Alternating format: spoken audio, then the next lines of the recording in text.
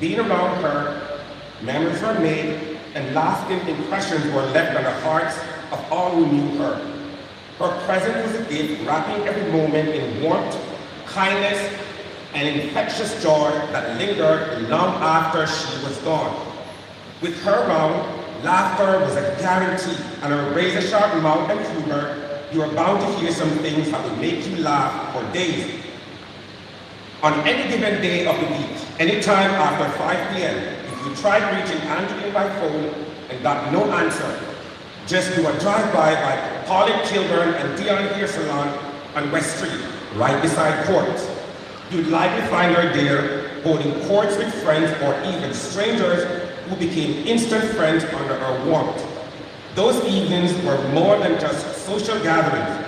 They were Andrelene's way of spreading love, laughter, and creating memories. And if you were lucky enough to join her, you'd experience the joy of being a part of her inner circle, where every moment felt like a celebration of life, love, and connection. But behind the genuine warmth and kindness that I've been speaking about for the past few minutes, there's another side to Andrelene that many of us here are all too familiar with. And for those of us who know her well, it is no secret.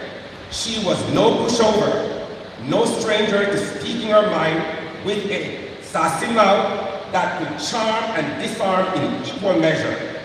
Andrelene never shied away from telling you exactly what was on her mind, and often with a wit and humor that left us in stitches. Even myself, there are days I have to run for cover. And you know when she's mad at you, you will be addressed by your government name for the rest of your life.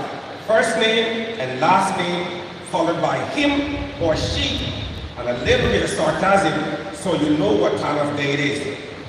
Let us not forget that one friend Nishka had that messed with Andrelene.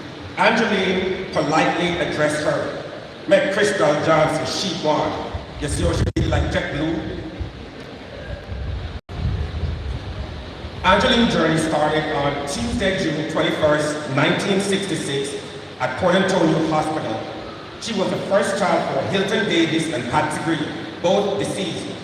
They adored her, perhaps, because she was the first child for the Union. Her childhood was the foundation of the incredible woman she would become. Andrelene's educational journey began at Pavilion Basic School, followed by Port Antonio Primary School, later Titchfield High School with postgraduate study at the University of the West Indies, laying the foundation for her future successes. After graduating high school, she embarked on a fulfilling career, starting at Dragon Bay Beach Resort in Fairy Hill, where she spent a year in accounting. She then moved on to Navy Island, where she spent 2 wonderful years before joining the Island Revenue Department, where she dedicated 6 years of her life. In 1994, Andrelene joined Jamaica Public Service Company, JPS, her 4th and final workplace, where she would go on to spend 27 years, ultimately retiring in 2021. Andrelene truly enjoyed her work at JPS. Well, most days. She took immense pride in her job and the impact she had on thousands of households across Portland and St. Mary. She was dedicated to serving her customers, helping them with their electrical needs, and ensuring they felt supported every step of the way. Her love for her JPS family was palpable, and she cherished the daily interaction with customers and colleagues whose name have become familiar songs in her ears. I would call her and got a chance to experience a piece of the action of work. Me, friend, what's going on now? Not the one Sunday you call her from morning and she not answer her phone. Or is it LeVar who call her with some extra work to do or to tell her to do something she had already done 5 days ago? That little sharp and they say.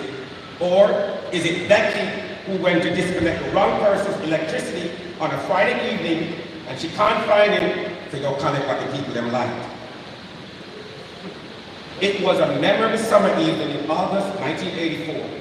And Andrelene's life took a significant turn.